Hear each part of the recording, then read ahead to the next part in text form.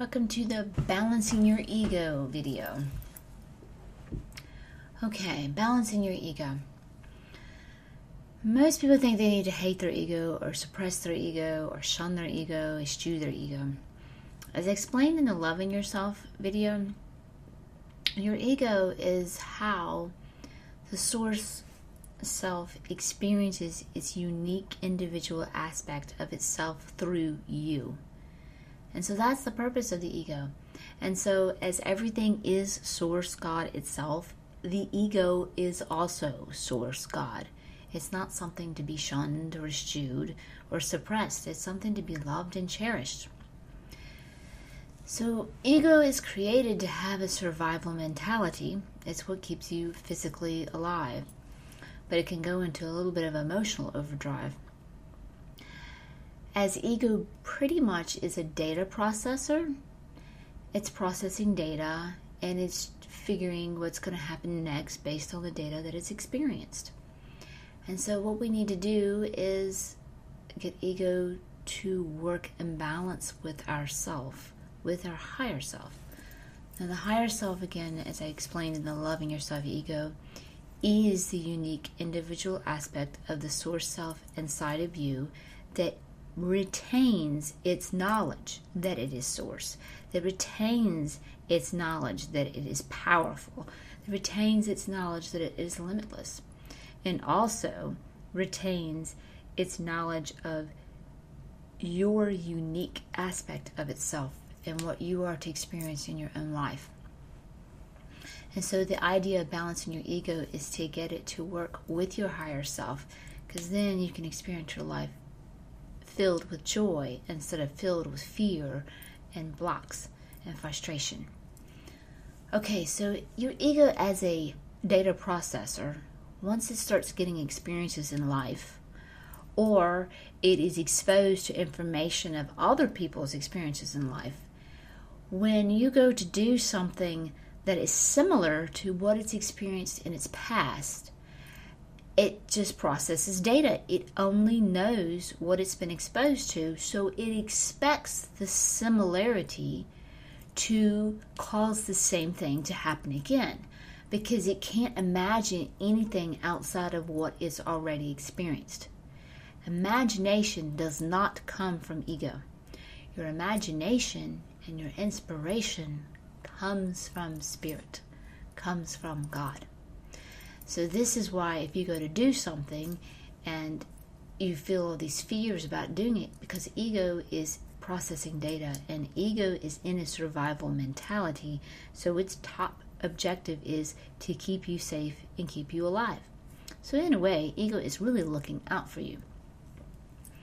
So what you have to do then, since ego is not going to trust data, you have to get it to trust you. And you do that by loving your ego, by loving you. Now, how do we do that? Okay. Let's use my example. When I was going through severe abandonment issues, and I was in the process of healing them, I would have an irrational fear pop up. And in that moment, I conceptually understood in my mind that I was having an irrational fear. Spiritually, of course, I understood that I was having an irrational fear. But my feelings inside of me were fear. I could not get the ego to stop feeling the fear. And it was very, very frustrating. While I'm aware that this fear is irrational, but I couldn't stop the fear. I grew very angry at myself. I grew very frustrated with myself because I felt like it was stopping me from healing. It was stopping me from feeling good. It was making me feel horrible. And this is when my higher self showed me to look at my ego as a small child. And then she showed me things that small child had experienced when I was a small child. And this is why it's in so much fear. Because this small child had not been loved when it experienced the hardship. And I wasn't loving it now, knowing the hardships it experienced. I was hating it. I was hating its reactions. I was hating my ego's responses to the pain that it had experienced when I was a child. And that's what the ego was responding to at that moment when those fears were coming up. The fears that had never been addressed when it actually happened, that had never been loved when it actually happened. And so my higher self showed me to, instead of hating my ego and getting mad and getting frustrated at myself, to pause, see myself as a child, going through the hard experience that was causing me to feel all this pain and fear, and understand why it's feeling this pain and fear. And validate it. It had every right to feel this pain and fear. It did not go through good experiences. And then comfort it. And love it. And let it know I was there for it. And so that's what I came to do. I came to see my ego as a small child. And I actually had developed a relationship with this small child.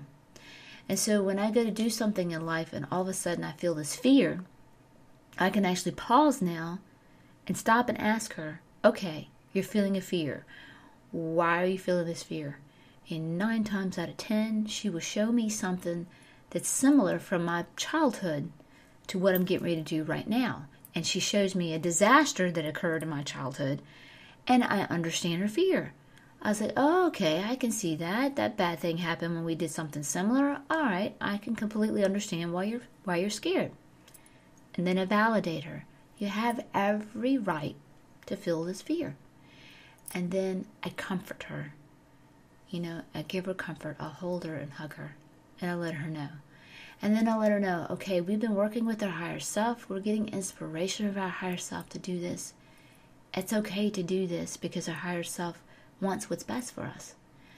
And then she's open to listen to the higher self and to move into doing something new and doing something that her heart truly desires once I have validated her fears and once I have comforted her fears and once I have loved her and given her that comfort of how to take care of it. Because then she doesn't have to trust the data, she can trust me. And so this is what you want to come to experiencing doing. Showing your ego where it's safe. And you do that by giving your ego a safe space. By giving yourself love. When you validate your own fears, you are validating yourself. When you comfort your own fears, you're comforting yourself. You are loving yourself. It is a very, very practical way to practice actually loving yourself. And this was the strongest element that I came to utilize, given directly to me from a higher self, into loving myself. Because basically when your ego feels a fear and it's screaming inside and you get mad at it and you shut it off and you're angry at it and you just try to push it away and you try to suppress your fears or suppress what ego's thinking, it's really equal to taking a child and putting them in the room and shutting the door while they're scared of their mind, they're screaming and crying and yelling through the door, get over it. You wouldn't want to treat your own child that way. And you have a very dear child that is your own inside of you, and that's your ego. Give it that love, give it that comfort, give it that validation. It's very important that you do that because your ego really needs it.